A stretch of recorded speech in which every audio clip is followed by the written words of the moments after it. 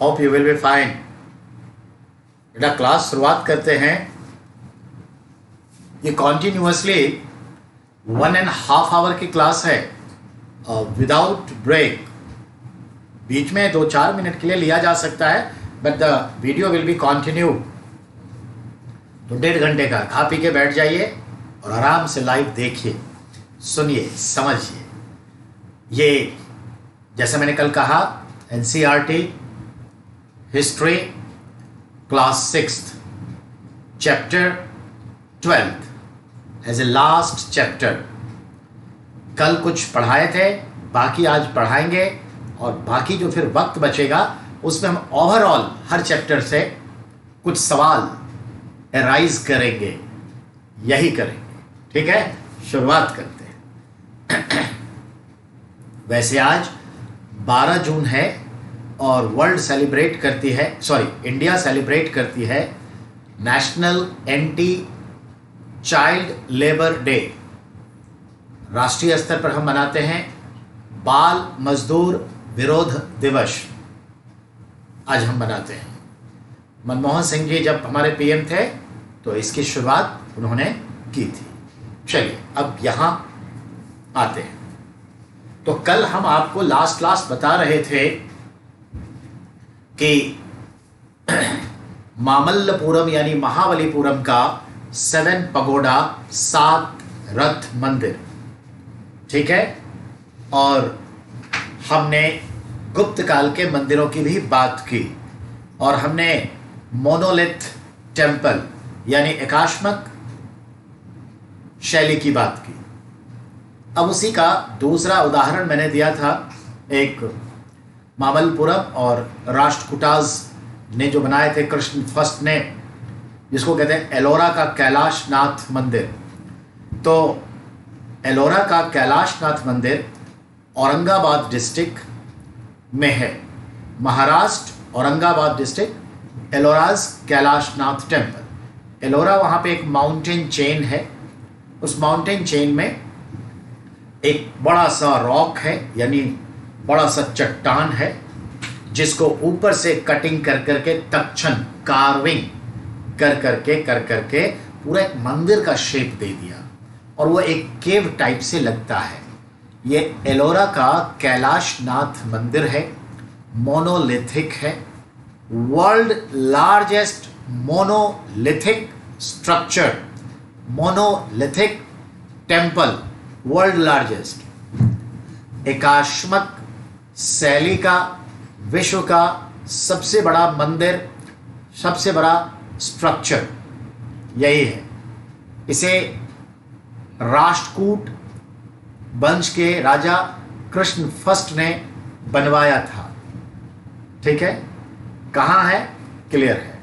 इसी को कैलाशनाथ मंदिर, इसी को एलोरा का कार्व्ड टेम्पल कहते हैं, एक ही बात है।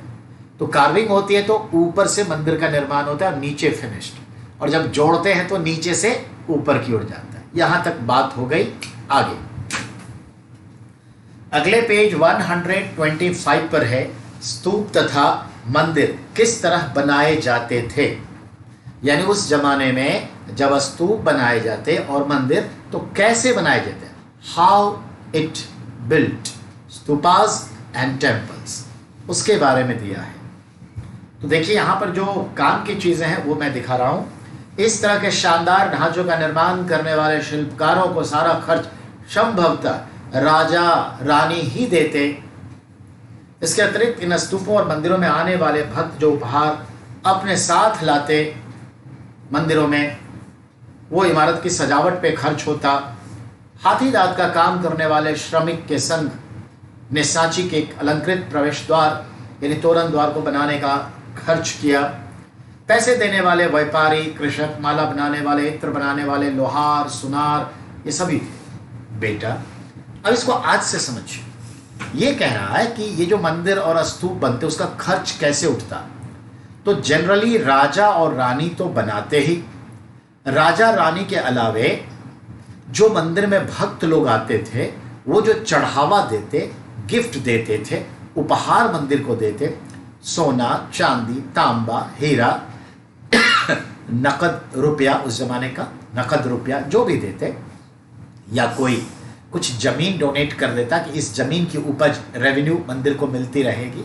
हर तरीके से कोई ये कह देता होता होगा कि ये देवदासियों का खर्च फलाने व्यापारी या राजा बहन कर लेंगे, या हर महीने का कुछ खर्च कर लेते थे, ये चीज़ें। अब इसकी तुलना करें, जैसे आज हमारे नजफगढ़ में साईं बाबा का मंदिर है, और एग्जाम्पल मेरे ब्रदर ही हैं, कोई भी जीवन में उनका अच्छा काम होता है या साल में वैसे भी 1-2 बार, तो वहाँ भंडारा लगा देते हैं और सैकड़ों हजारों लोग प्रसाद के तौर पे कुछ अन्न ग्रहण कर लेते हैं, जिससे उनके भोजन की समस्या एक दिन एक पल के लिए तो टल ही जाती है और एक श्रद्धा भाव जगता है। और अच्छी बात है, बहुत बड़े बड़े लोग हैं जो चढ़ावा चढ़ाते हैं लाखों में करोड़ों में।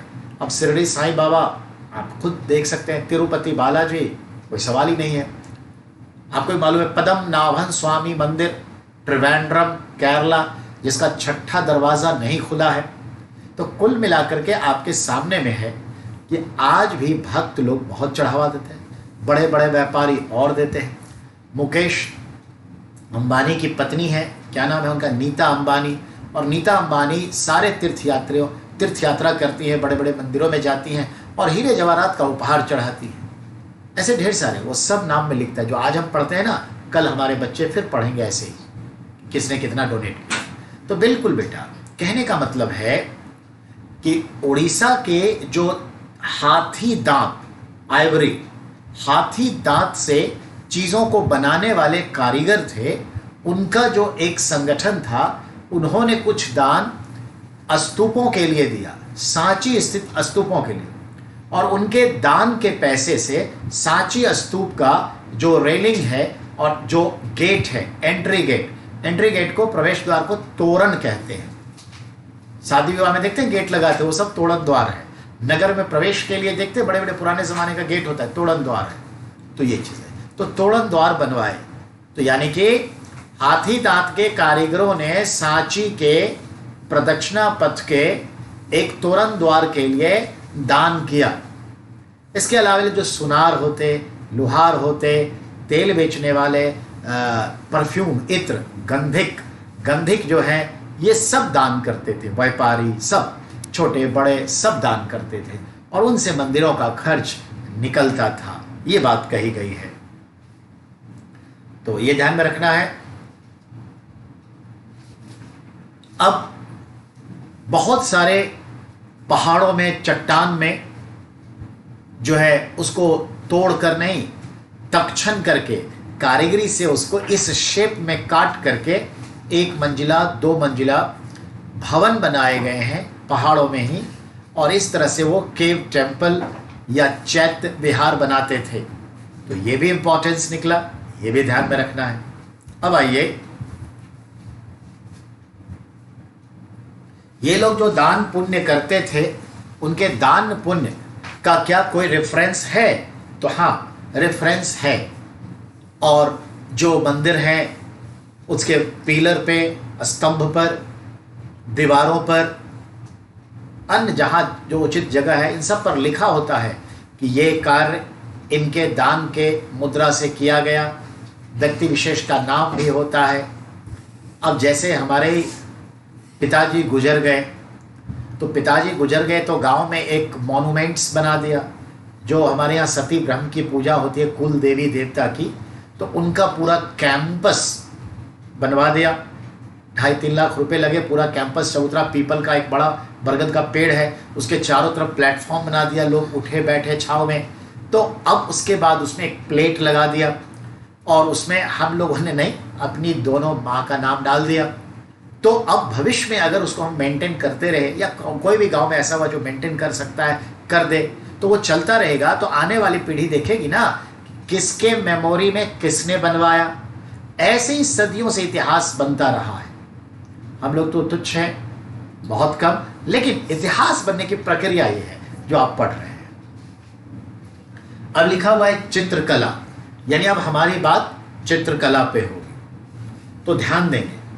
इसमें तो जो है समझिए, मनुष्य चित्रकला करने का प्रारंभ, आपको भी मालूम है, मिडिल स्टोन एज में किया।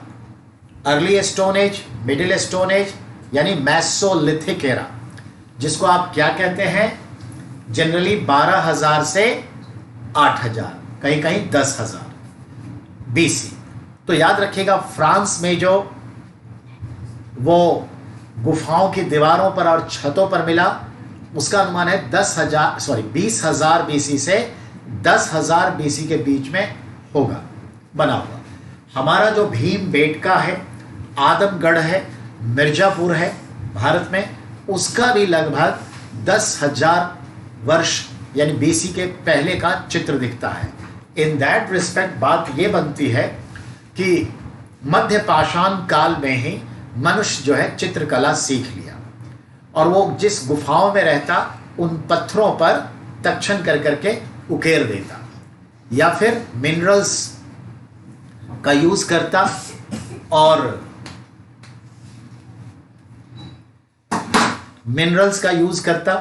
चटक चमकदार पक्के रंग का इस्तेमाल करता, लाल काला वगैरह, और उससे पेंटिंग करता।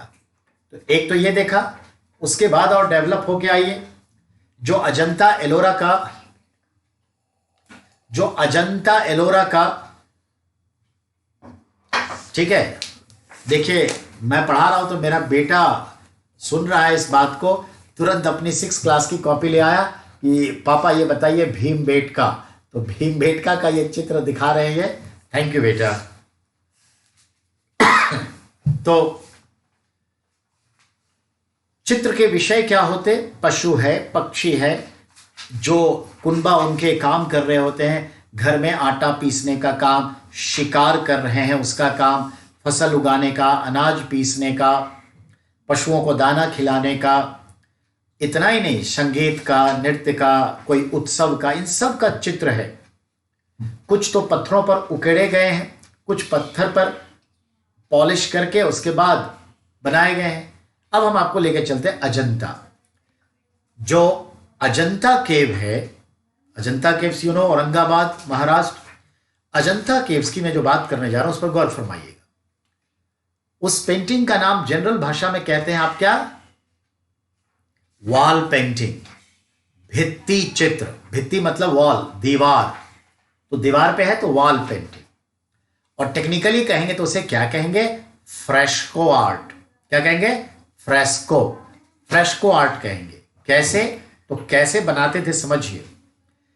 जैसे दीवार है, पत्थर है, चट्टान है, तो उसको पहले जो है क्या करते हैं, तोड़ के प्लेन करते हैं, प्लेन सिस्टम में लाते हैं।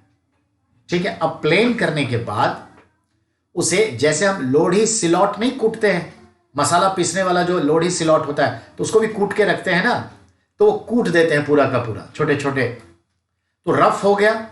उस रफ सरफेस पे अब क्या करेंगे समझिए, चूना होता है ना, चूना, लाइम से घोल करते हैं, तो जितना बैक्टीरिया होगा किल कर दिया जाएगा, मारा जाएगा बैक्टीरिया। उसके बाद वो मिट्टी लेते हैं, उसमें लाइम, चूना मिलाते, चूना मिट्टी, ठीक है, और इन चूना मिट्टी और कुछ जो भूसे वगैरह तूरे होते थे उन सबको मिला के उस पर चढ़ा देते थे, तो वो ग्रिपिंग हो जाती, पकड़ ली जाती थी, तो पकड़ गया और वो सूख गया तो उसको फिर वाइट चूने से मार दिया। तो अब सरफेस वाइट है, बिल्कुल वाइट बोर्ड की तरह, और ग्रिप अच्छी बन गई है, पत्थर से पकड़ लिया। अब उसके ऊपर वो पेंटिंग करते नतीजतन ये पेंटिंग आज भी मौजूद है। हालांकि बहुत सारे पेंटिंग्स डैमेज हो रहे हैं, बहुत पुराना हो गया है, रंग छोड़ रहा है, फेड हो रहा है, तो उस वजह से, क्योंकि लाइट तो उसमें लगती नहीं है, उस वजह से उस पेंटिंग को अब कैसे ठीक करें, तो जापानी टेक्नोलॉजी का हमने इस्तेमाल किया, और करीब 25-30 साल पहले जापान की टेक्नोलॉजी से उस पेंटिंग को फिर से रिपेयर कर रहे हैं, रिब्रशिंग कर रहे हैं, और जो फेडेड पार्ट है उसको अटैच कर रहे हैं, क्योंकि फोटो तो खींच के सब रखा है कि इसके बाद क्या था, तो वो कर रहे हैं। और सुनिए, अब सवाल है इस पेंटिंग का विषय क्या होता था। तो उस जमाने में ये पेंटिंग मोस्टली बौद्ध, जैन, भिक्षु लोग जो थे वो भी करते थे, वो भी आर्टिस्ट थे, और कुछ जो लोकल शिल्पी आर्टिस्ट थे वो भी उसमें लगे हुए थे। जैसे अजंता में लगभग 29 गुफाएं हैं, 29 केव्स। इन गुफाओं में जो है करीब 18 केव्स गुप्त काल का बना हुआ है, कुछ राष्ट्रकूट का, कुछ चालुक्य का बना हुआ है। इनमें से मैक्सिमम गुफाओं में पेंटिंग्स है। अब इस पेंटिंग्स के विषय क्या हैं, ध्यान से सुनेंगे। एक गुफा है, अजंता की बात करें, एक गुफा है जिसमें मरणासन राजकुमारी का पेंटिंग बना है। मरणासन मतलब डेडिंग प्रिंसेस, यानी एक राजकुमारी है, वो बीमार है और वो मरने वाली है। तो वो बेड पर है, छत विछत है, साड़ी में है, और उसके आसपास उसकी दासियां हैं। उनकी जो दासियां होती थी, जो उनके लिए पूरी सहायिका कह लीजिए, दासी, वो है। तो बहुत ही मार्मिक चित्र है ये। आप कहेंगे आपको कैसे पता? तो हमारे पड़ोस में एक मिस्टर बलराम बाबू आर्टिस्ट रहा करते थे हमारे दरभंगा में, और बहुत बड़े आर्टिस्ट थे, गोल्ड मेडलिस्ट थे। तो वो घर में आर्टिस्ट का काम करते थे, लोग आते थे, तो हम लोग आते जाते उनके यहाँ टीवी देखने जाते थे बचपन में, और वो भी आते थे हमारे घर, तो आते जाते थे। तो उन्होंने बड़ी अच्छी अच्छी बुक्स कलेक्शन खरीदी थी, करीब उस टाइम में 10-15 हजार की किताब खरीदे थे, जो पूरा आर्ट पे, पूरे इंडिया वर्ल्ड के आर्ट पे, वर्ल्ड में इटली के रिनांसा का तस्वीर, इंडिया का सारा, अजंता एलोरा, ये वो बड़े बड़े आर्टिस्ट का सब था। तो वो सब मेरा देखा हुआ है, और आज मेरे पास भी कुछ है, तो वो भी है। तो इन दैट रिस्पेक्ट मैं थोड़ा इसके करीब रहा हूं। मेरा बेटा एक नया आर्टिस्ट मेरे घर में उभर रहा है, बस आप लोग का आशीर्वाद चाहिए। तो ये चीज है। कहने का तात्पर्य है कि मरणासन राजकुमारी का चित्र इंपॉर्टेंट है। दूसरा, जो गौतम बुद्ध के पूर्व जन्मों की कहानी वाली पुस्तक है ना, जातक कथा, जो सूत पीटक का एक पार्ट है। जातक कथा में गौतम बुद्ध के पूर्व जन्मों की 500 से ज्यादा कहानियां हैं। उन कहानियों के आधार पर पूरा चित्रांकन किया गया है। इसीलिए कभी भी पूछे कि जातक कथा पर आधारित चित्रकला कहां मिलेगा, बोलिएगा अजंता केव्स। सवाल टेढ़ा कर दीजिए, एक्टिव से पैसिव कर दीजिए। अजंता की गुफाओं के चित्रांकन का विषय क्या है? जातक कथा पर आधारित है, ऐसे सवाल आएगा। ठीक है, तो फ्रेस्को आर्ट है, कैसे बना वो बताया, कौन सी टेक्नोलॉजी इस्तेमाल कर रहे हैं, सारी बातें आपको बता दी। मॉडर्न इंडिया में आएंगे तो नंदलाल बोस हैं, राजा रवि वर्मा हैं, जतीन दास हैं, मंजीत बाबा हैं, आई.के. गुजराल के भाई जो है सतीश गुजराल रहे। इन सब के बारे में हम जिक्र करेंगे। मॉडर्न इंडिया आने दीजिए। चलिए पहले इस पर आ जाइए। तो अब इस पे आपकी किताबों में क्या है जरा उसको सुनिए। पेज नंबर 126, चित्रकला। मानचित्र में अजंता को ढूंढो। हम लोग तो ढूंढ लिए। इनमें से ज्यादातर बौद्ध भिक्षुओं के लिए बनाए गए गुफा थी। अजंता में गुफा किसकी थी? बौद्ध भिक्षुओं की। गुफाओं के अंदर अंधेरा होने की वजह से अधिकांश चित्र मशालों की रोशनी में बनाए गए थे। टॉर्च मशालों की रोशनी में बनाए गए थे, बिल्कुल सही। चित्रों के रंग 1500 साल पुराने हैं, फिर भी अभी भी चमकदार हैं। That is brightened lightning of the, बिल्कुल सही। कुछ चित्र आप देख ही रहे हैं। ये रंग पौधों तथा खनिजों से बनाए गए थे। अभी आपको बताया उस जमाने में रंग किससे बनते थे? खनिज से, मिनरल से, आयरन से, कॉपर सल्फेट से, इन सब से, और जो है फूलों से, पौधों के रस से। जैसे नील की खेती होती है ना, इंडिगो, जिससे हम इंडिगो तैयार करते हैं और वाइट कपड़े में नील डालते हैं। तो इंडिगो के प्लांट से, उसके छाल से, बार्क से हम तैयार करते हैं। तो नीला रंग वहाँ से। पलास का पेड़ होता है जिसको टेसू के फूल, पलास के पेड़, जंगल की आग, ढाक, कितने नामों से जाना जाता है।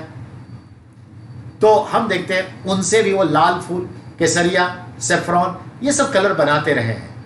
अड़हुल के फूल से रंग बनता है, तो रंगों की कोई नहीं, बहुत सारे बनते हैं।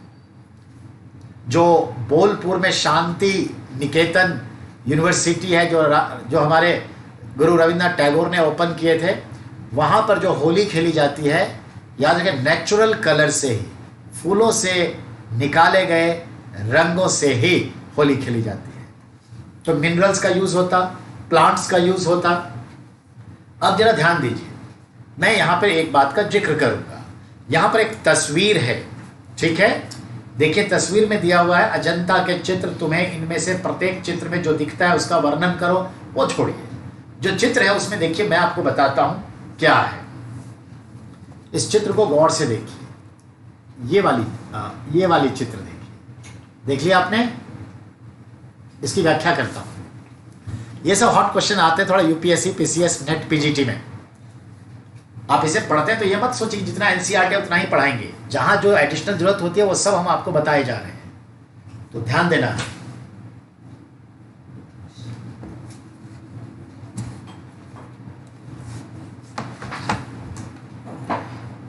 बेटा इसमें आपने देखा कि इस तरह से अगर देखा जाए तो मैं तो उतना ट्विस्ट नहीं कर सकता, ऐसे है।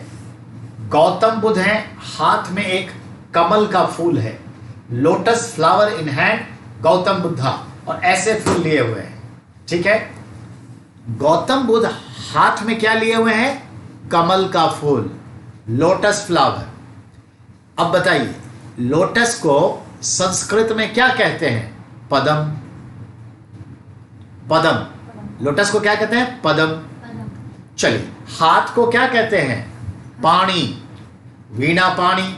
जिनके हाथ में वीणा हो, मां सरस्वती, तो पाणी मतलब हाथ, ठीक है। तो पदम पाणी, क्या समझ में आया? पदम पाणी, जिसके हाथ में कमल हो, यह किसका नाम है? गौतम बुद्ध का। तो पदम पाणी का अर्थ है गौतम बुद्ध, ठीक है। तो पदम पाणी, यह हॉट क्वेश्चन है हिस्ट्री का। यूपीएससी हो, पीसीएस हो, टीजीटी हो, पीजीटी हो, ये है ना एनसीईआरटी, बच्चों के लिए है ना। इतना वजन नहीं डालेंगे हमारे बड़े बड़े जो स्कॉलर्स इस किताब को तैयार किए हैं, पर हम और आप तो डिस्कस कर सकते हैं ना सवाल के दायरे में। तो पदम पानी का मतलब गौतम बुद्ध। तो जब आपसे पूछेगा पदम पानी का जो चित्र है अजंता में, ये किसका है? गौतम बुद्ध का है। जिनके हाथों में कमल हो, पदम पानी। अब आइए बेटा, बताया था ना, गौतम बुद्ध जब डेथ किए उसके बाद जो महायानी ब्रांच ऑफ बौद्ध धर्म है, महायानी शाखा का यह मानना है कि गौतम बुद्ध अब मरने के बाद स्वर्गलोक में है। स्वर्गलोक में यानी हेवन में, और हेवन में जो है वो हाथ में कमल लिए हुए हैं, पदम पानी के रूप में है, और वहां पर उनका नाम गौतम बुद्ध नहीं, उनका नाम क्या है? अभिताशु। अभिताशु ये नाम है, और पदम पानी के रूप में है। यानी गौतम बुद्धा का नाम स्वर्ग में क्या है? स्वर्गीय बुद्धा को क्या कहते हैं? पदम पानी नहीं कहते, अभिताशु। किस रूप में है? पदम पानी के रूप में है। ये चित्र कहां बना हुआ है? अजंता की गुफा में बना हुआ है, ऐसे समझना। चलिए अब बेटा पेज नंबर 127 है, और पुस्तकों की दुनिया ऐसा आपका सब हेडिंग्स है, पुस्तकों की दुनिया। चलिए अब इस पर आते हैं, क्या लिखा है वो देखिए।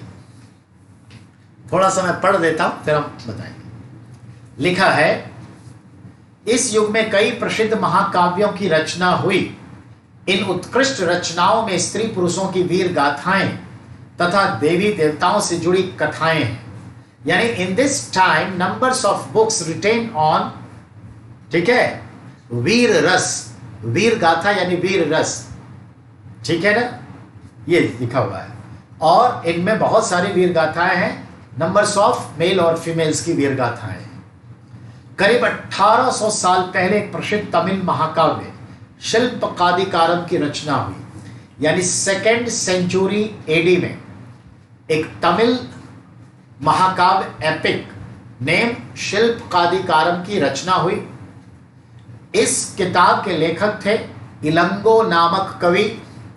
इलंगो नामक कवि, ये आपकी बुक में लिखा है जो मैं पढ़ रहा हूं, इसमें कोवलम नाम के एक व्यापारी की कहानी है। कोवलम नाम का एक ट्रेडर है, उसकी स्टोरी है, जो पुहार में रहता था। पुहार समझ गए ना, पुहार बंदरगाह, कावेरी पट्टनम, कावेरी नदी पर तमिलनाडु। और अपनी पत्नी कनगी की उपेक्षा करके, ignoring his wife Kannagi, live with a dancer of urban area, शहर की एक गणिका के यहां रहता था, प्रेम करता था। और उस गणिका का, नर्तकी का नाम था क्या, लिखा हुआ है माधवी। तो माधवी से प्रेम करता था। बाद में वह और कन्नगी पुहार छोड़कर मदुरै चले गए। यानी क्या हुआ, कन्नगी और वह का मतलब कौन है, कोवलन, पुहार छोड़ के मदुरै चले गए। ये चीज है। वहां पांड राजा के दरबारी जौहरी ने कोवलन पर चोरी का आरोप लगाकर उसे फांसी की सजा दिलवा दी। और इससे कन्नगी के, जिससे प्रेम करती थी कोवलन से, तो कन्नगी ने श्राप दिया और पूरा शहर को ध्वस्त कर दी। नगर जल के खत्म हो गया, विनाश हो गया। ऐसा है। सिर है, जरा मैं आपसे इस कहानी को बता देता हूं, गौर से सुनिए। संगम साहित्य, संगम काल 300 BC से 300 AD एक हिस्टोरिकल पीरियड है फॉर साउथ इंडिया। इस संगम काल में 600 वर्ष के दरमियान साहित्यकारों की 3 बार सभा का आयोजन किया, जिसे संगम कहा गया, साहित्यकारों की सभा। ठीक है।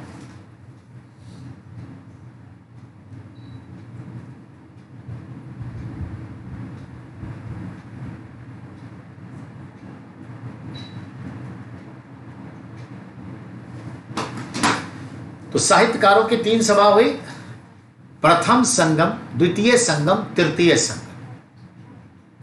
वहां पर 4 राजाओं का जिक्र है, 4 डायनेस्टी, 4 स्टेट का, चोला, चेर, पांड, सत्यपुत्र। इसमें पांड राज की राजधानी जो थी मदुरै थी। और ये जो साउथ ईस्ट तमिलनाडु है वह एरिया था पांड्यों की। ऐसा है कि उस समय में जो लैंग्वेज था संस्कृत थी, संस्कृत। और जो लिपि थी, स्क्रिप्ट, ग्रंथि, नॉट ब्राह्मी, ग्रंथि, ये थी। तो संगम में जितने भी पुस्तकें लिखी गई संस्कृत भाषा में लिखी गई, और लिपि, स्क्रिप्ट क्या रहा, ग्रंथि, ग्रंथि। अगर मैं आपसे पूछूं छत्रपति शिवाजी की भाषा क्या थी, तो आप तुरंत बोलेंगे सर मराठी। बिल्कुल सही। और जब मैं आपसे पूछूंगा छत्रपति शिवाजी मराठी भाषा को किस लिपि में लिखते थे, तो जवाब दीजिए, किस लिपि में, in which script Marathi written by Chhatrapati Shivaji? Modi, Modi लिपि में। MODI इंग्लिश में लिखेंगे, हिंदी में तो ड़ आएगा, तो मोदी मत पढ़िएगा, मोड़ी। तो ये ग्रंथि लिपि थी, ध्यान दें। ऐसा है उल्लेख कि संगम काल के पांड वंश के 197 किंग्स ने, ठीक है, 9,950 वर्ष तक अलग अलग समय में 3 साहित्यकारों की सभा यानी संगम का आयोजन किया, जिसमें लगभग हजारों की संख्या में साहित्यकार भाग लिए।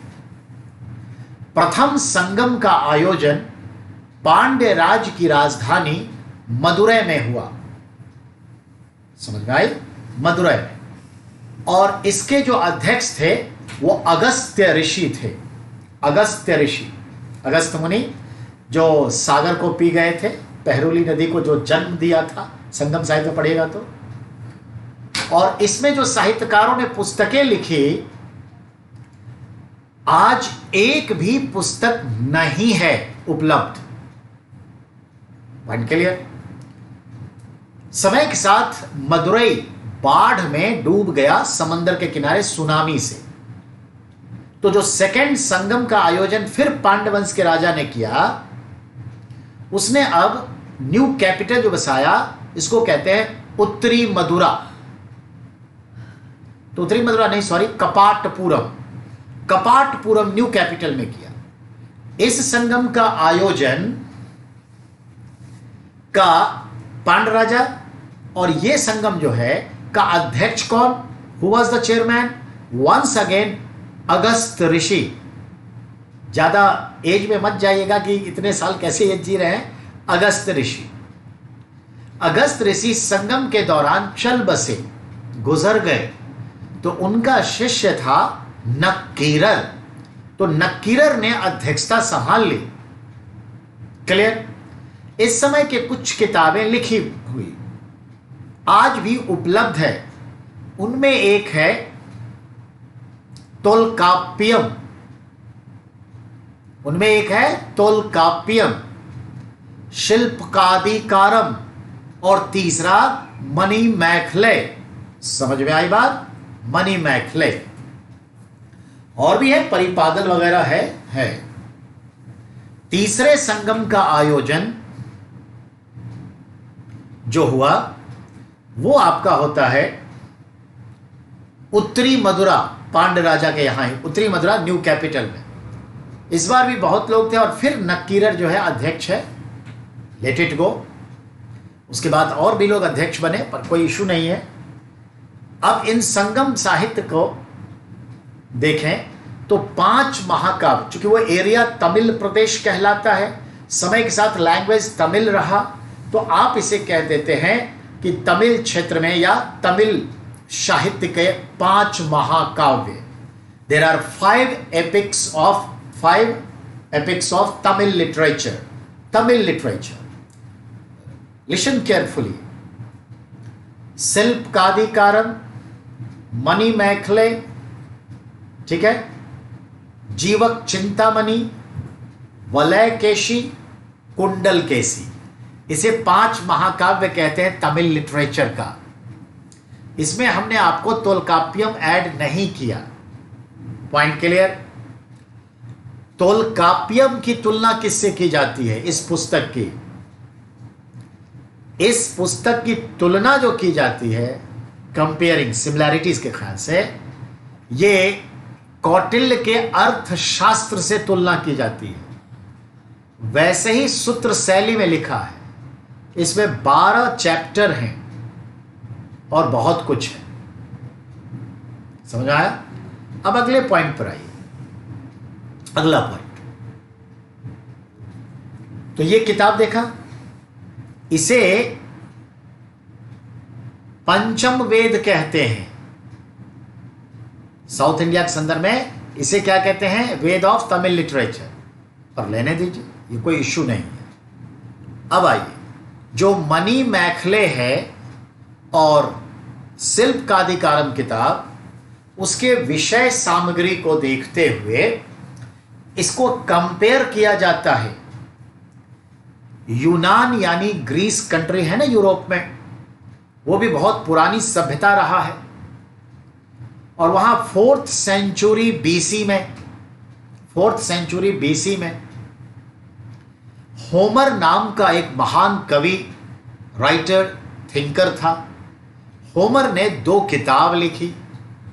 एक पुस्तक का नाम इलियड और दूसरे का नाम Odyssey. Iliad and Odyssey, both of book written by poet Homer in Greece, Greek poet Homer, Iliad and Odyssey. So Silappatikaram and Mani-Maikhele, both of books, compare with Iliad and Odyssey. In that respect, there is a question. Tamil साहित्य का Iliad और Odyssey किसे कहा जाता है? तो आपका जवाब क्या होगा? शिल्पकादिकारम और मणिमैखले को कहा जाता है। समझ में आई बात? तो ये चीज है। ये बुक का परिचय हमने करवा दिया। अब आइए, शिल्पकादिकारम जो है उसका क्या है कहानी सुनिए। शिल्पकादिकारम, शिल्पकादिकारम का मतलब है नुपुर की कथा, द स्टोरी ऑफ एंकलेट, पायल की कथा, कथा नुपुर की कथा, ये इसका अर्थ है। और गौर से आप सुनिए। नुपुर की कथा यानी शिल्पकादिकारम, इसके राइटर का नाम है इलंगो अतिगल। इलंगो अतिगल, याद रखना है।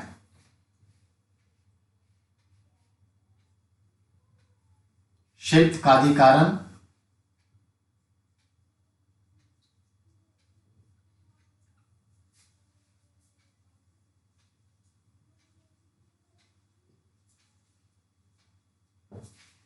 ये बुक है, ये राइटर है। तो शिल्पकादिकारम इसका मतलब है नुपुर की कथा।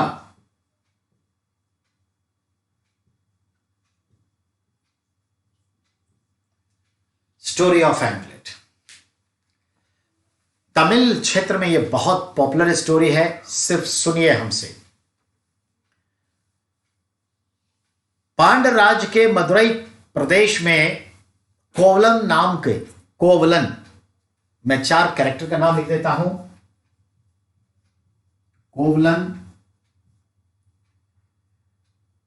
कन्नगी,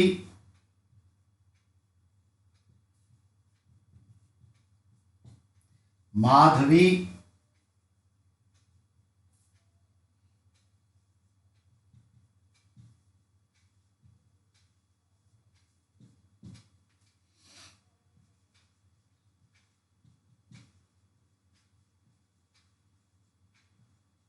मणि मैखले,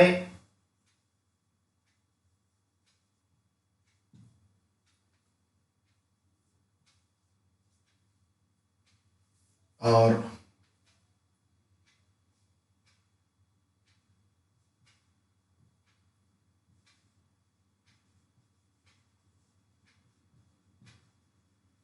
पांड्य राजा जो था वो था आपका नडियोन,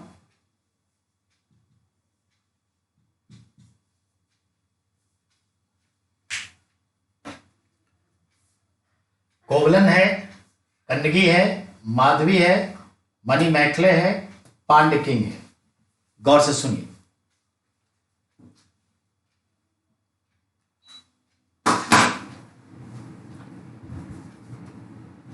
पांड्यराज में कोवलम नाम का धान का व्यापारी रहता था। उसकी शादी कन्नगी नाम के एक बहुत ही खूबसूरत पतिव्रता नारी से हुई। दोनों गांव में कुछ दिनों तक रहे और समय के साथ पत्नी कन्नगी ने अपने पांव का एक पायल, नुपुर कह लीजिए, या पदगंग, हंसली होती है ना, जैसे गले में हंसली मोटा से पहनते, पांव में पहनते, पदगंग सोने का निकाल के दी और कही कि अब समय आ गया है कि हम लोग अपने भविष्य के ख्याल से घर बसाएं, तो आप जाइए मदुरई नगर और वहाँ इसे किसी सुनार को बेच दीजिएगा। उससे जो पैसा होगा उससे फिर से धान का व्यापार करिएगा। कोवलन उस पायल को लेकर चला आया शहर मदुरई। मदुरई शहर में वह समय के साथ गणिका के यहाँ पहुँचा। गणिका माधवी नाम की थी। वहाँ आते जाते गणिका से मोहब्बत हो गई, दोनों में प्रणय हुआ, प्रेम हुआ और उसी में रहा। लेकिन अब उसे, गणिका को, माधवी को एक बेटी प्राप्त हुई जो कोवलन से हुई और इधर कन्नगी गांव में है, उसका इंतजार कर रही है। तो जब माधवी को बेटी हुई मणि मैखले, तो भले वो गणिका वेश्या, जो भी कहिए, प्रोस्टिट्यूट वेश्या, तो वेश्या से माँ बन गई तो स्वाभाविक है कि बहुत सारे चेंजेस आएंगे, क्योंकि जब एक स्त्री माँ बनती है तो सब कुछ पीछे रह जाता है। तो माँ बन गई तो उसने अपनी बेटी को लेकर के वेश्या वृत्ति को छोड़ करके एक उपवन में चली गई और जैन धर्म से जुड़कर एक सन्यासिनी बन गई, सन्यास ले ली। मणि मैखले को उसी उपवन में रखने लगी। अब कोवलन को पछतावा हुआ। अब कोवलन जो है वो सोने का पदगंग लेके सुनार के पास गया और उसको कहा कि ये हम बेचना है, कुछ पैसे दो। सुनार के पास राजा का यानी रानी का ठीक हूबहू एक पायल बनने के लिए आया था, मेंडिंग के लिए। और उसने राजा को ये कह के कहा कि जो वो चोरी हो गया था, क्योंकि चुरा लिया था, चोरी हो गया है, वो मिल गया है और ये आदमी पकड़ा गया है। और इस तरह से कोवलन को फांसी पर प्राणदंड दे देता है राजा। बात समझ आई? अब राजा को दे दिया। ये खबर गांव में कन्नगी को पता चला। कन्नगी एक पतिव्रता नारी थी और पतिव्रता नारी बहुत कुछ सावित्री कर सकती है। अब ये शहर आ गई अपने पति के लिए न्याय मांगने, और राजा के दरबार में जाके अपने पांव से दूसरा पायल निकाल के बोली कि ये हमारे पति के ईमानदार होने का सबूत है और ऐसी ऐसी सारी कहानी है। तो छानबीन हुई तो सुनार ही चोर निकला, सुनार को फांसी दे दी गई, कोवलन को पहले ही दे दिया गया। लेकिन इससे कन्नगी को क्या फर्क पड़ा? तो कन्नगी को फर्क क्या पड़ा? तो वो तो विधवा हो गई। अब वो श्राप दे दी इस नगर को कि मैं अपना पति यहां खोई हूं वगैरह वगैरह, और श्राप दे दी कि ये नगर जो है मेरे श्राप से, अगर मैं पतिव्रता नारी हूं तो ये नगर धू धू के जल उठे, ये पाप की नगरी जहां सही न्याय नहीं हो सकता। और किताब में जैसा लिखा है कि कन्नगी जो है उस नगर के चारों ओर घूमी और फिर आकर के अस्तन अपना फाड़ करके फेंक दी, और कहने का मतलब यौवन उसके जीवन से खत्म हो गया, ये मतलब है। फेंक दी और श्राप दी तो नगरी जल गई पतिव्रता नारी के श्राप से। तो नगरी तो जलने लगी, लेकिन सब हाहाकार करने लगा। राजा भी फांसी को खुद चढ़ गया कि हमसे बड़ा पाप हो गया, तो राजा ने आत्महत्या कर ली।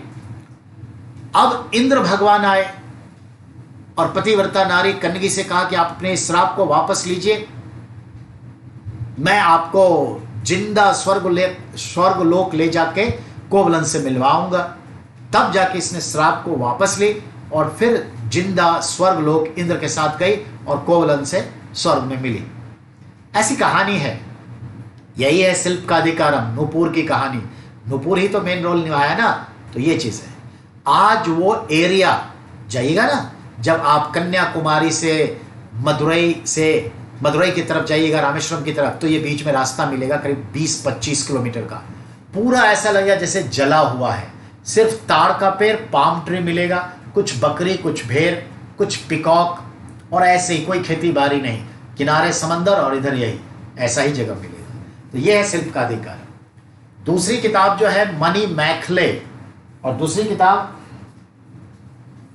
सेकेंड बुक जो है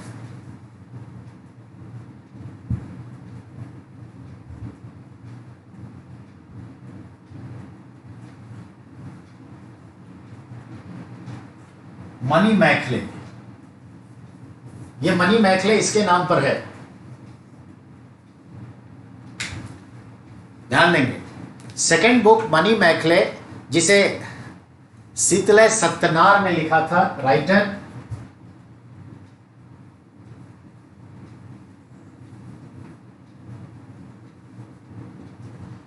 का नाम है शीतलय सत्यनार। तो शीतलय सत्यनार ने लिखा, और ये जो किताब है इसमें मनी मैखले, जो माधवी की बेटी जंगल में अपने माँ के साथ साध्वी के रूप में रहती है, कुमारी है, और यहाँ पर एक राजकुमार है जो अक्सर शिकार खेलने आता है और मनी मैखले पर मोहित हो गया है, और मनी मैखले से वो प्रेम करना चाहता है, शादी करना चाहता है। पर मनी मैखले एक जैन साध्वी की तरह रहती है, अपनी माँ की तरह, तो कोई भाव नहीं देती। उसी पर यह पूरी स्टोरी है। ये कहीं ना कहीं जैन धर्म के प्रचार प्रसार से जुड़ी कहानी है। तो ये मनी मैखले का है। एक किताब है जीवक चिंतामणि, जिसमें विवाह वगैरह के बारे में दिया है, और वलय केशी, कुंडल केसी, ये सब के हुए। और एक तोलकाप्यम कहा, उसका राइटर तोलकाप्यर है।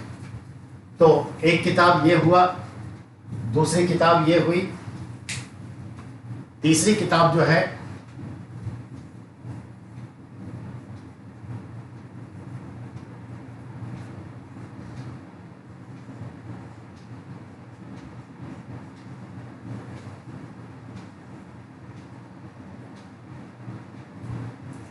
तो तीसरी किताब है तोलकाप्यम, रिटेन बाय तोलकाप्यर।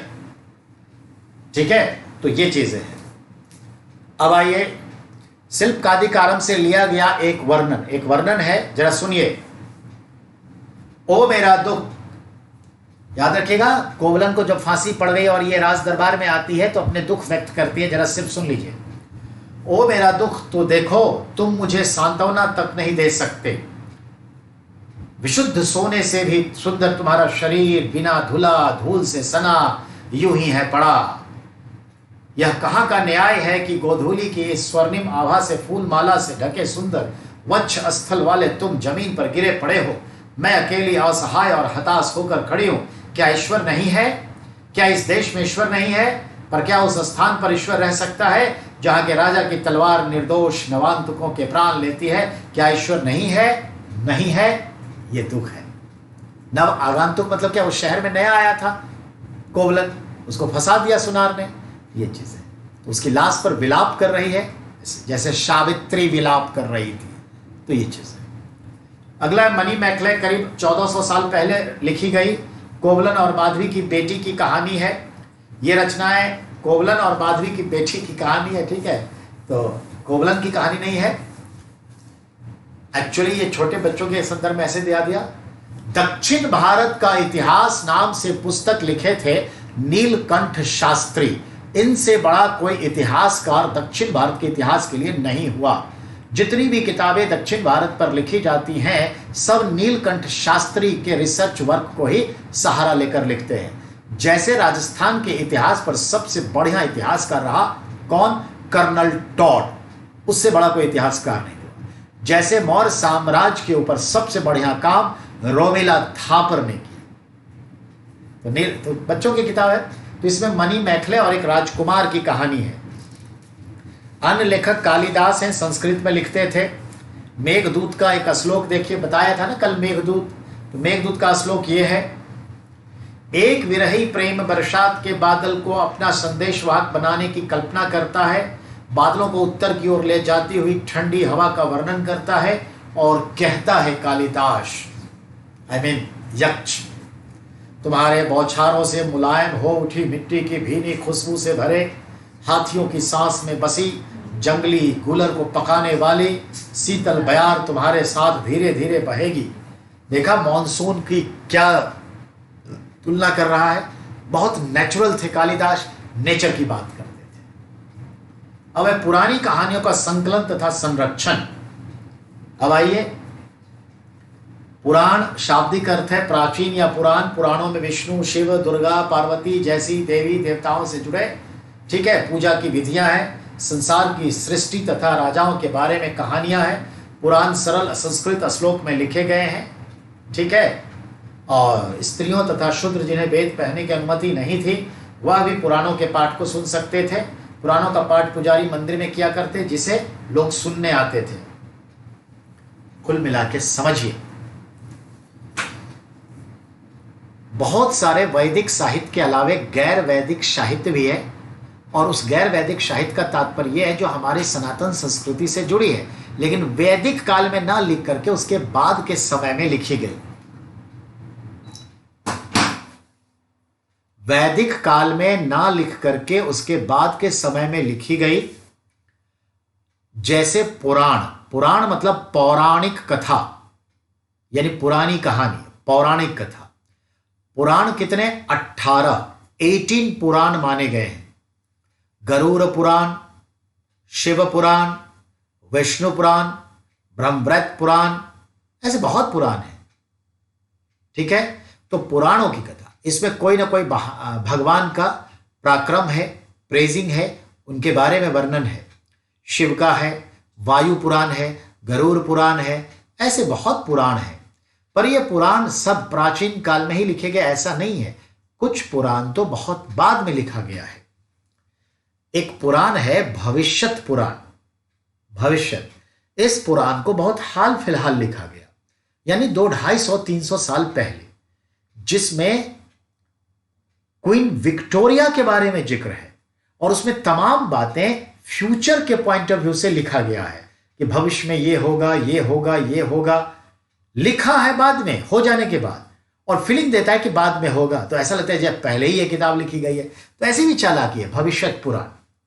गरुड़ पुराण में इंसान जब मृत्यु को प्राप्त करता है तो उसके बाद वो किन किन योनियों में किस तरह के संसार में जाता है, कैसे दाह संस्कार की विधि होनी चाहिए, उन सब का जिक्र है। वायु पुराण है, अब विष्णु पुराण है विष्णु का है, शिव पुराण है शिव का है, ऐसे ही है। ध्यान दें, इन पुराणों के माध्यम से ब्राह्मण लोग उस जमाने की जो भी न्याय पद्धति थी, जो सामाजिक वैचारिक ज्ञान होता, नैतिक ज्ञान, उसका प्रचार प्रसार करते। कहीं ना कहीं राजाओं के बातों को, समाज की बातों को जन जन तक पहुंचा के, कहानी के माध्यम से सुना करके उनके मन में अच्छी बातें, नैतिक बातें स्थापित करते। कहीं ना कहीं वो राज्य के नियम कायदे कानून को जनता तक आम लोगों की भाषा में एक कहानी में लपेट करके बताते, ताकि बच्चे बुजुर्ग सभी न्यायप्रिय हों, सामाजिक हों, समरसता के साथ रहें और नैतिक जीवन जिए, कर्म के हिसाब से जीवन जिए, लूट मार वगैरह कम हो और ईश्वर पर आस्था हो, राजा के प्रति आस्था हो और समय बदलेगा इसके प्रति एक सांत्वना देते थे। तो कहीं ना कहीं एजुकेशन से रिलेटेड था। समय के साथ वो एजुकेशन अब रिलेवेंट नहीं रहा, वो अलग बात है। तो एजुकेशनल होता था। 18 पुराण है, इन पुराणों में देवी देवताओं का जिक्र है, उनके पूजा पाठ के बारे में है, जो हमने आपको पहले ही कहा है। तो ठीक है, अब आइए फिर देखते हैं। जनरली स्त्रियों को वेद पढ़ने नहीं दिया जाता, वेद सुनने भी नहीं दिया जाता। और जो तथाकथित आज एक शब्द इस्तेमाल हम लोग कर लेते हैं दलित, कहने का तो उस जमाने के हिसाब से शूद्र को भी वेद सुनने का अधिकार नहीं था, वेद पढ़ने का अधिकार नहीं था। हाँ, शूद्रों को, स्त्रियों को पुराण, पौराणिक गाथा, पुराण सुनने का अधिकार था। पुराण का पाठ न सिर्फ मंदिरों में होता, बल्कि उस जमाने के जो पंडित होते, पुरोहित होते, ये सब गांव-गांव में जाके इसका पाठ करते थे, रुकते थे कई महीनों महीनों और पाठ करते थे। याद रखिए, ये एजुकेशन के स्प्रेडिंग का ही तरीका था। तो पुराण शूद्र भी सुन सकते थे। ठीक है, ये ध्यान में रखिएगा। अब अगला जो है महाभारत और रामायण का जिक्र है। ठीक है, तो आप और हम सब जानते हैं इसमें जो लिखा है, समझ लीजिए, पर आप इसको ऐसे समझिए जो मैं कह रहा हूं। History according to archaeological evidence, literary source, पुरातात्विक साक्ष्य और महाभारत में उल्लेखित विषय, शब्द, भाषाओं के आधार पर जो जलवायु, प्रदेश, समय, पेड़ पौधे, औषधियों, मिनरल्स के बारे में जानकारी मिलती है, उन सब के आधार पर अनुसंधान करके ऐतिहासिक दृष्टिकोण से यह समझ में आता है कि रामायण से पहले महाभारत की घटना घटी, फिर बाद में रामायण की। तो महाभारत का युद्ध का जो वर्णन है, ऐसा जान पड़ता है कि यह युद्ध 950 बीसी के आसपास हुआ होगा।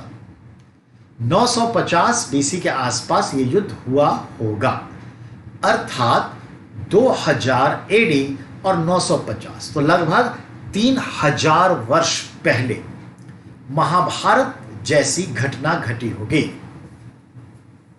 ठीक है, 3000 साल पहले महाभारत जैसी घटना घटी हो, यह समझ में आता है। क्यों? उसमें जो औषधि है, जो लोहे का हथियार है, जिस जगह का वर्णन है, इन सब के आधार पर यह तय होता है। तो ऐतिहासिक रूप से महाभारत पुराना है और रामायण उसके बाद की रचना है। महाभारत जो है ये संस्कृत में लिखा गया है, उसी के अंदर एक श्रीमद्भागवत गीता छेपक पुस्तक है और इसे महर्षि वेद व्यास ने लिखा है। महाभारत 950 बीसी में हम देखते हैं ये घटना घटी होगी। महाभारत में 18 दिन के युद्ध का वर्णन 18 पर्व यानी 18 चैप्टर में है। ठीक है, महाभारत में शिव की पूजा, लिंग की पूजा का वर्णन है और कई राजाओं की वंशावलियां हैं। ठीक है, और इसमें एक ही खानदान में राज्य को लेकर के लड़ाई होती है।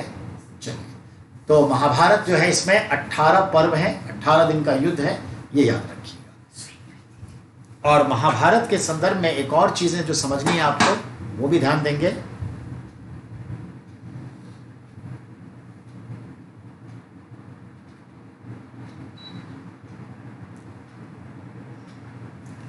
ठीक है, गौर से सुनिए। महाभारत जो पुस्तक को हम कहते हैं उसका सबसे पहला नाम था जय संहिता, और उसमें मात्र 24,000 श्लोक थे। समय गुजरा, बहुत सारी ऐड होती गई और अब उसका नाम पड़ा भारत, और भारत नाम पड़ा तब उसमें श्लोकों की संख्या 48,000 हो गया, डबल। फिर समय गुजरा और गुप्त काल आते आते आज से 1500 साल पहले अब उसका नाम पड़ गया महाभारत, और श्लोकों की संख्या बढ़कर उसकी दोगुनी यानी 98,000 हो गई, लगभग 1 लाख। तो 1 लाख को संस्कृत में क्या कहते हैं? 100 को क्या कहते हैं? शतक, शत, तब ना सेंचुरी मारता है शतक क्रिकेट में, तो 100 शत। 1000 को क्या कहते हैं? सहस्त्र, सहस्त्र मतलब 1000, तो 100,000 1 लाख में कितना आता है? 100,000। तो इसको संस्कृत में क्या बोलेंगे महाभारत को? शत सहस्त्र संहिता, 1 लाख श्लोकों वाली पुस्तक, ये आपका महाभारत हुआ। इसको ऐसे लिख देता हूं मैं।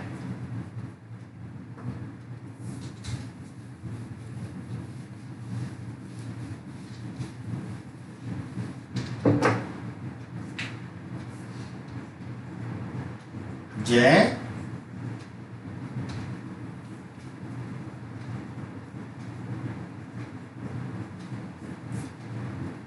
तब इसका कितना श्लोक था? 24,000।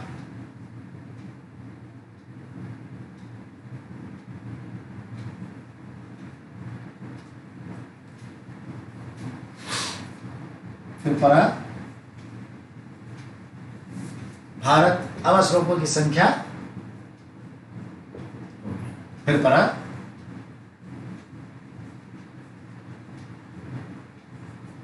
अब श्लोकों की संख्या 98,000। समझ में आई बात? तो लगभग 1 लाख।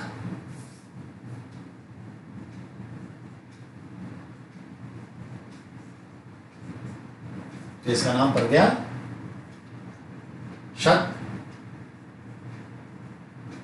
सहस्त्र संहिता।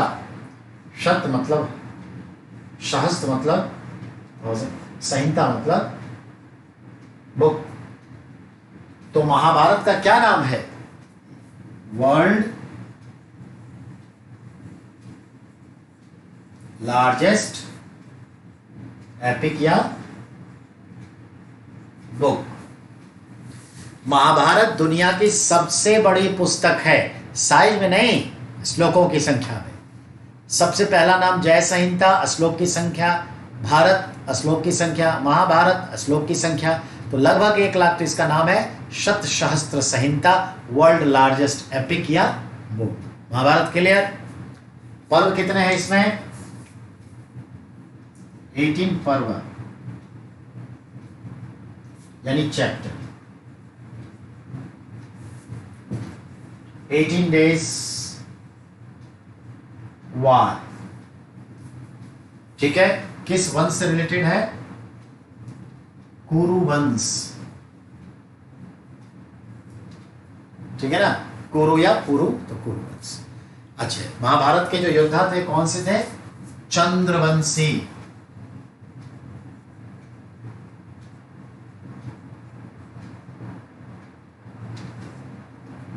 तो महाभारत के योद्धा क्या थे? चंद्रवंशी थे।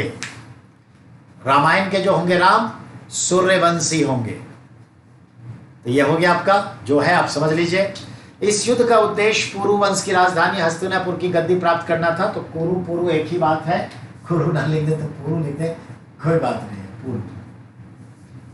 तो इस युद्ध का उद्देश्य कुरु वंश की राजधानी हस्तिनापुर की गद्दी प्राप्त करना था। 1500 साल पहले की लिखी हुई जान पड़ती है।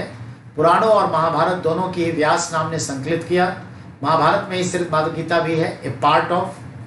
और रामायण की कथा कौशल के राजकुमार राम की है। कौशल की राजधानी अयोध्या थी और संस्कृत रामायण के लेखक वाल्मीकि थे। उसके भी 5 पॉइंट्स आपको लिख देता हूँ। ठीक है, तो रामायण के बारे में ये तो हो गया महाभारत। अब रामायण के बारे में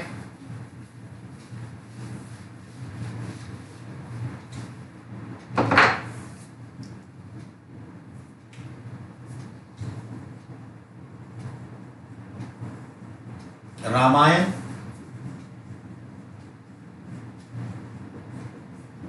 संस्कृत में लिखा है और रामायण में जो राइटर है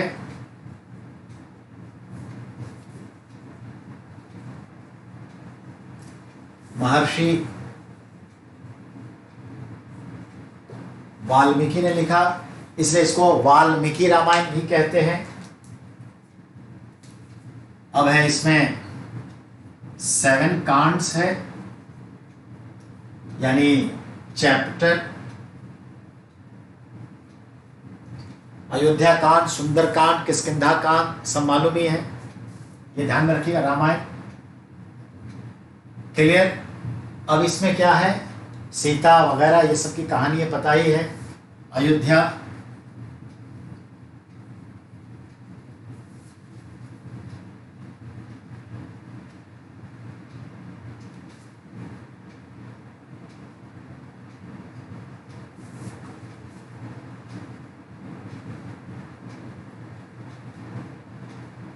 अयोध्या के राजा दशरथ और उसके पुत्र राम तथा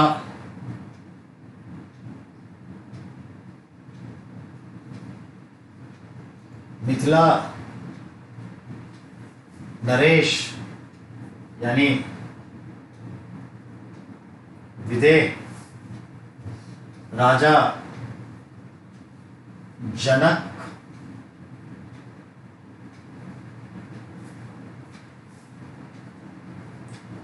जनक और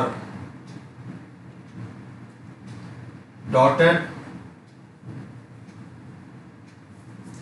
सीता का जिक्र है। अब एक है बुक बेटा उत्तर रामायण,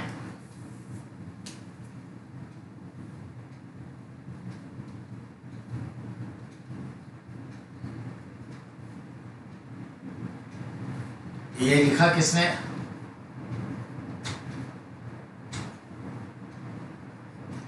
भवभूति ने, गुप्त काल।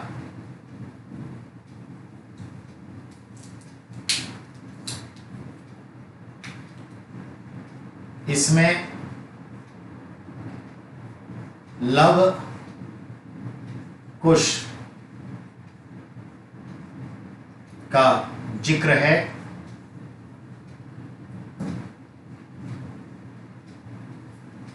तो ये ध्यान में रखिएगा। रामायण भी आपका क्लियर हो गया, ठीक है। और एक है रामचरितमानस,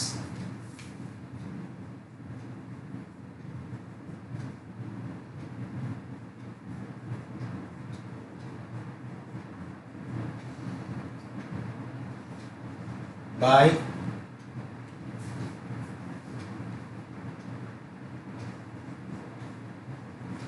लोक कवि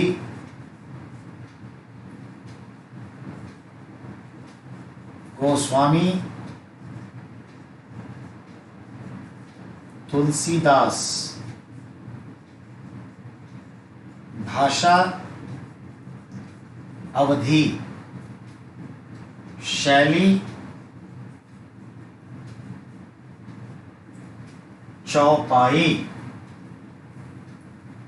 ध्यान में रखेंगे, महाभारत समझ गए, रामायण समझ गए वाल्मीकि का, उत्तर रामायण भवभूति ने लिखा, गुप्तकाल में लिखा, इसमें लव कुश का वर्णन है, जबकि इसमें लव कुश का वर्णन नहीं है। फिर है रामचरितमानस, ठीक है।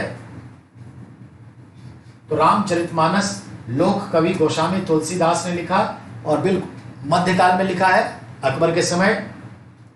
इसकी भाषा अवधि है और शैली जो है चौपाई है, चौपाई। ये भी समझ गए।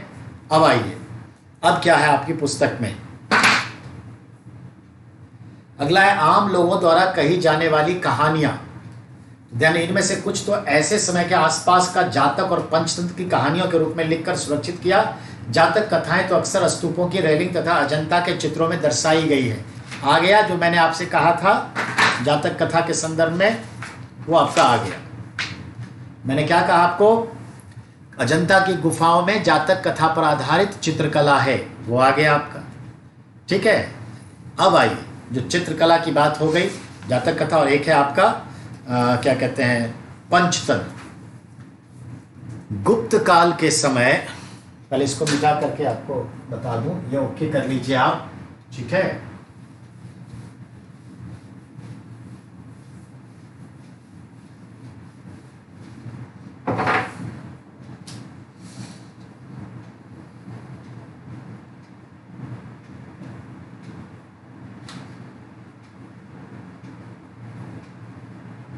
पंचतंत्र यानी 5 कहानियां।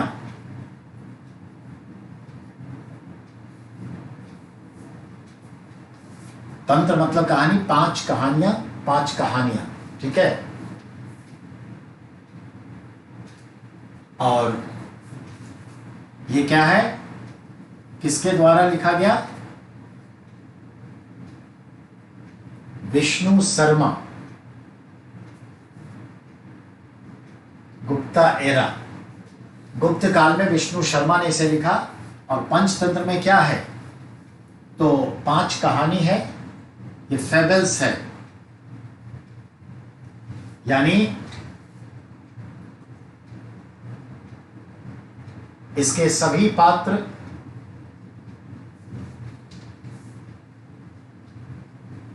जानवर, पशु,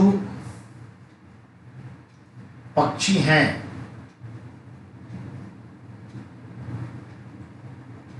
इंसान नहीं।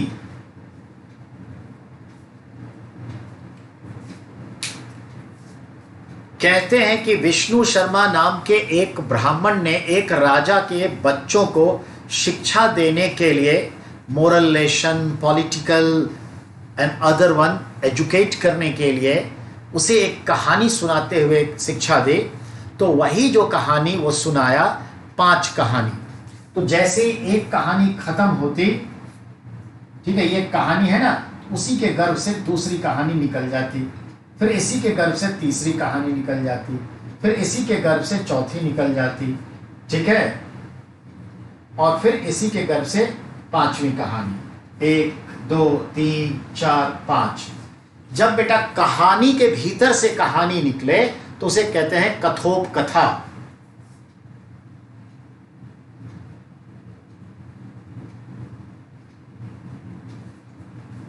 कहने का मतलब पंचतंत्र किस तरह की कहानी है, कथोप कथा है, कहानी के भीतर कहानी। कितनी कहानी है, 5 कहानी है। कौन लेखक है, विष्णु शर्मा है। किस लैंग्वेज में है, संस्कृत में है। कब लिखी गई, गुप्त काल में लिखी गई। क्या पर्पस था, तो राजा के पुत्रों को शिक्षा देने के लिए। इसमें पक्षी है, पशु है, ये सब है। बहुत अच्छी स्टोरी, पढ़ना चाहिए। इस कहानी का कोई और नाम है पंचतंत्र का, हाँ, पंचतंत्र का ही नाम है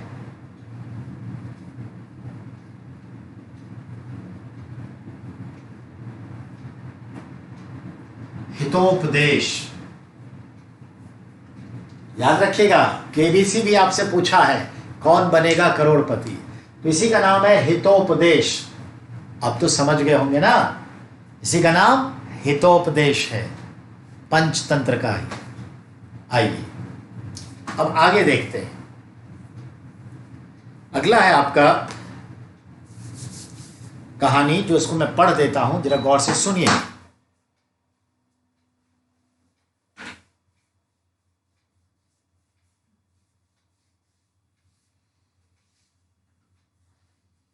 सुनिए, सांची में एक स्तूप है जो अशोक ने बनाया। मध्य प्रदेश के ही भरहूत में भी एक स्तूप है जिसे अशोक ने ही बनाया। तो मध्य प्रदेश के भरहूत स्थित स्तूप के दीवारों पर एक कहानी लिखी हुई है, ठीक है, और उसका चित्र है। चित्र में दिखा रहा है कि आम का पेड़ है, और बहुत सारा बंदर है। बात समझाए, बहुत सारा बंदर है, उसके बारे में है। और फिर एक नदी दिख रहा है और बंदर एक लेटा हुआ है, उस पर से बहुत से लोग गुजर रहे हैं। इस तरह का स्टोरी है, सिर्फ सुनिए। इसका नाम है बंदर राजा की कहानी। कौन से राजा की? बंदर राजा की। आप पढ़ ही चुके होंगे, सिंपली समझिए, थोड़ा सा मैं पढ़ के इसको समझाऊं। एक समय बंदरों का एक महान राजा हुआ करता था, जो हिमालय के पास गंगा के किनारे अपने 80,000 अनुयायियों के साथ रहता था। सारे बंदरों का एक खास आम का पेड़ था और उसी पेड़ के आम को वो लोग बहुत प्रिय से खाते थे। स्वादिष्ट आम का पेड़ था। एक दिन एक पका हुआ फल गंगा में गिर गया और बहते बहते पहुंच गया वाराणसी यानी काशी। काशी में उस वक्त राजा जो है नदी में नहा रहा था। उसे यह फल देखा, चखा, उसको बहुत अच्छा लगा। अपने राज्य में आकर के लोगों को कहा, अपनी सेनाओं को, ऐसी ऐसी बात है, देखो ये गंगा से बहते हुए आई, ये फल कहां मिलेगा, जाओ ढूंढो। राजा की सेना ढूंढते ढूंढते ढूंढते ढूंढते पहुंच गई उस हिमालय के उस क्षेत्र में और उसे वो मिल गया। तो दरबारियों ने खूब खाए। राजा ने देखा कि बंदर भी पके आमों का मजा ले रहा है, तो ये लोग खूब खाए और बंदर भी उस पर था, तो बंदर भी आम खा रहा था। राजा को यह बुरा लगा कि बंदर भी आम खाएगा, क्योंकि हम बंदर का आम खाने आए। देखते हैं, हम लोग भैंस दूहते हैं और भैंस का दूध पी लेते हैं, और भैंस के दूध पर जिसका अधिकार है उस बच्चे को थोड़ा पिला के हिसाब लगा देते हैं। नहीं, माननीय बात है। वही देखिए, राजा बंदर का आम खा रहा है। अब बताइए, बंदर खाएगा तो उसको बुरा लगेगा, बोला कि बंदर को मारो। बंदरों के राजा ने अपनी प्रजा का जान बचाने के लिए एक योजना बनाई और पेड़ की एक टहनी को तोड़ करके उसमें खुद जो है तोड़कर उसे आपस में बांध लिया और नदी पर एक पुल बनाया। आपस में बांध लेना, पकड़ करके सारी टहनियों को एक दूसरे से बांध लिया और नदी पर एक पुल बना दिया और उसका एक सिरा पकड़े रहा और कहा सब लोग एक एक करके पार होकर निकल जाओ, नहीं तो सबको मार देगा ये राजा, हम सबका कुनबा खत्म। और इस तरह से अंतिम बंदर तक को निकाल दिया और ये बंदर इतना घायल हो गया, थक गया कि बंदर ने वही जान दे दी। इन चीजों से राजा ने जब यह सब देखा तो उसे बंदर राजा को बचाने की काफी कोशिश की, पर अब बंदर राजा नहीं बचा, तो ये बचाने में सफल हुआ। राजा को प्रायश्चित हुआ और राजा ने यह तय किया कि नहीं, उसको पूरे सम्मान के साथ जो है जलाया जाए, और अंततः उसके लिए इस संदर्भ में कहानी बनी जो बंदर राजा की कहानी। तो बहुत कुछ जो है हम लोग सीख ले लेते हैं। हजारों की तादाद में बंदर होता है, एक बंदर को मारिए, सारे बंदर आकर के उसके लिए लड़ेगा, शोक मनाएगा, सब आके लड़ेगा। हम इंसान इतने बुद्धिजीवी सनातनी हो गए कि बस अपने इंटेलेक्चुअलिटी में बटे रहते हैं, यूनिटी नहीं होती। इस धरती पर अगर यूनिटी नहीं है तो आप सरवाइव नहीं कर सकते, ये चीज है। तो चलिए, बंदर राजा की कहानी है। आपसे पूछेगा, बंदर राजा की कहानी में काशी का राजा है और हिमालय में आम के पेड़ हैं और बंदर राजा अपने 80,000 सेना कुनबों के साथ रहता है। और बंदर राजा की कहानी वाली कहानी और चित्र कहां है? भरहूत स्थित स्तूप पर। यह हुआ। अब अगला आपका है विज्ञान की पुस्तकें। तो विज्ञान की पुस्तकें, और यह आखिरी पेज भी है आज के संदर्भ में। समझिए, जो मैंने कल ही बताया, गुप्त काल में चंद्रगुप्त द्वितीय विक्रमादित्य के दरबार उज्जैन में आर्यभट्टियम और सूर्य सिद्धांतम का लेखक था आर्यभट्ट। आर्यभट्ट के बारे में बताया, वहीं पे है। तो यही है, गणितज्ञ खगोल शास्त्री आर्यभट्ट ने संस्कृत में आर्यभट्टियम लिखी। दिन और रात के अपने धुरी पर जो चक्कर काटते हैं जिससे दिन और रात होता है, ये बताया। रोज सूर्य निकलता है और डूबता है, ये भी बताया। और वृत्त की परिधि को मापने की विधि भी ढूंढ निकाली, और वृत्त की परिधि को मापने के लिए ही तो पाई सिस्टम निकाला ना, तो लगभग उतनी है जितनी आज भी प्रयुक्त होती है। तो आर्यभट्टियम पुस्तक मैथ पर, सूर्य सिद्धांतम अंतरिक्ष पर किसने लिखा? आर्यभट्ट ने। आर्यभट्ट ने ही शून्य का आविष्कार, दशमलव का आविष्कार, पाई की वैल्यू निकाला वृत्त को मापने के लिए, और उसी ने कहा कि सूरज स्थिर है, पृथ्वी घूमती है, और इसी ने कहा पृथ्वी अपने एक्सिस पर 24 घंटे में एक बार घूमती है, जिससे दिन और रात होता है। ये सब इतना ही नहीं, ये आर्यभट्ट ही थे जिन्होंने कहा the cause behind solar eclipse and lunar eclipse, यानी इन्होंने ही पहले बताया कि लूनर और सोलर एक्लिप्स क्या होता है, यानी सूर्य ग्रहण और चंद्र ग्रहण का कारण क्या होता है, इन्होंने ही बताया। ठीक है, अब आइए ज्योग्राफी आएगा, उसमें बता दूंगा क्या कारण होता है। तो एक तो ये हो गया। अब है शून्य, वही चीजें। अब भारत के गणितज्ञों ने शून्य के लिए एक नए चिन्ह का आविष्कार किया। गिनती की यह पद्धति अरबों द्वारा अपनाई गई और यूरोप में भी फैल गया। सिंपल, ज्योमेट्री भारत में काफी डेवलप हुआ और ये ज्योमेट्री जो है जा करके देखते हैं, जो मैथ का जो ये पार्ट है वो चला गया अरब देशों में, और अरब वालों ने कहा ये तो हिंद से आया है, हिंद यानी हिंदुस्तान से आया है, तो हिंद से आया यानी हिंदसा, याद रखेंगे इसी को क्या कहा गया, हिंदसा। तो हमारे बीज गणित, बीज गणित मतलब क्या हुआ जी, ज्योमेट्री, हाँ ज्योमेट्री बीज गणित। तो बीज गणित क्या कहलाया अरब वालों से, हिंदसा, क्योंकि हिंद से गया पश्चिम उनके पास, और अरब वालों से यूनान वालों ने लिया, ग्रीक वालों ने। तो अरब वालों से ग्रीक वालों ने लिया, तो वो अरब से लिया, तो अब उसने नाम दिया अलजेब्रा, तो वो अलजेब्रा हो गया। तो यहां पे जो था वो गया, तो याद रखिएगा अलजेब्रा हो गया। अब अगले पॉइंट पर आइए।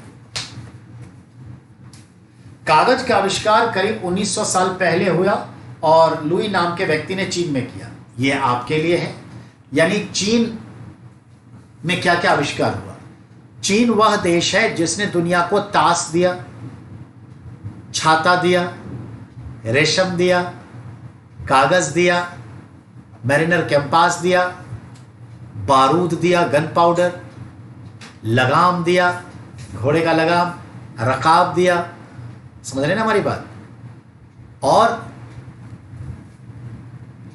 कागज, कागज की मुद्रा, टोकन करेंसी, ये सबसे पहले कहां आया, ये सब का आविष्कार चीन में हुआ, ये याद रखिए, सब कुछ चीन में हुआ। तो चीन में ही कागज का आविष्कार जो है हम देखते हैं लुई नाम के व्यक्ति ने किया, ये याद रखिएगा, लून नाम के व्यक्ति ने। फिर है पौधे के रेशे, कपड़े, रस्सियों और पेड़ की छालों। सिंपल है, पौधे का रेशा, जो लुगदी होती है ना, जो पल्प होता है पेड़ का, रेशे का, उस सबको कूट कूट के पल्प बना दिया, लुगदी पल्प, और फिर उसको जो है मोटी चीजों से दबा के, बेलन से दबा करके पतला करते गया, और इस तरह से कागज बन गया। फिर सुखा के उस पर लिखने का काम हो गया। तो पहले रफ जैसा कागज होता था, धीरे धीरे आज इतना पॉलिश्ड हो गया। तो ये चीजें याद रखना है। पौधों के रेशे, फाइबर्स ऑफ प्लांट्स, कपड़े, रस्सी और पेड़ की छालों को पीट कर लुगदी बनाकर उसमें पानी में भिगो दिया, फिर उस लुगदी को दबाकर उसका पानी निचोड़ा, तब सुखा करके कागज बनाया। कागज बनाने की तकनीक सदियों तक गुप्त रखी गई थी और करीब 1400 साल पहले कोरिया तक ये पहुंची। तो चीन से कागज निर्माण कला कोरिया पहुंची, और चीन से बदखशा पहुंची, बदखशा यानी उज्बेकिस्तान, और उज्बेकिस्तान से कागज बनाने की कला हमारे जम्मू कश्मीर में आया, ठीक है ना। और अंततः जापान तक फैला। 1800 साल पहले बगदाद में पहुंची, बगदाद से यूरोप, अफ्रीका, एशिया के भागों में, और इस महाद्वीप में कागज की जानकारी बगदाद से आई। यानी हमारे, ठीक है, इंडियन सब कॉन्टिनेंट, भारतीय उपमहाद्वीप में कागज की जानकारी कहां से आई, बगदाद से, इराक से। सिंपल, कागज का आविष्कार लून नाम के व्यक्ति ने चीन में किया, आज से लगभग 1900 साल पहले, यानी फर्स्ट सेंचुरी में। पहला पॉइंट, ये कागज का आविष्कार, कागज की कला फिर बाद में कहां गई, दक्षिण कोरिया में गया, दक्षिण कोरिया से जापान में गया। हमारे भारत में ये कला कहां से आई, चीन से नहीं, बगदाद, और बगदाद से इंडिया आया, ये याद रखना है, ठीक है, कागज बनाने की कला। तो ये है आपका पूरा किताब, और ये जो किताब है आपका हमारे अतीत भाग 1, नाउ इट्स कंप्लीटेड। मंडे को हम अब आगे बढ़ेंगे। मंडे हम हिस्ट्री हो गया, पॉलिटी, सिविक्स हो गया। अब 2 किताबों पर नजर रखने के हमारी 6 के लिए, एक ज्योग्राफी है, एक साइंस की है। तो साइंस के लिए आप लोग मन बना लीजिए, पढ़ना है तो पढ़ा देंगे, नहीं तो आगे बढ़ेंगे।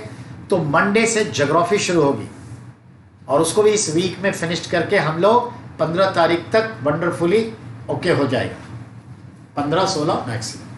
तो इतना ही पे रखिए। और आप सभी लोगों से गुजारिश है कि हमारे YouTube चैनल Ramendra the art of understanding पे जाइए, सब्सक्राइब करिए, लाइक करिए, शेयर करिए, बेल आइकॉन बजाइए। प्लीज़ इतना हमारे लिए करिए, ये हमारी गुजारिश है आपसे। ठीक है, थैंक यू वेरी मच।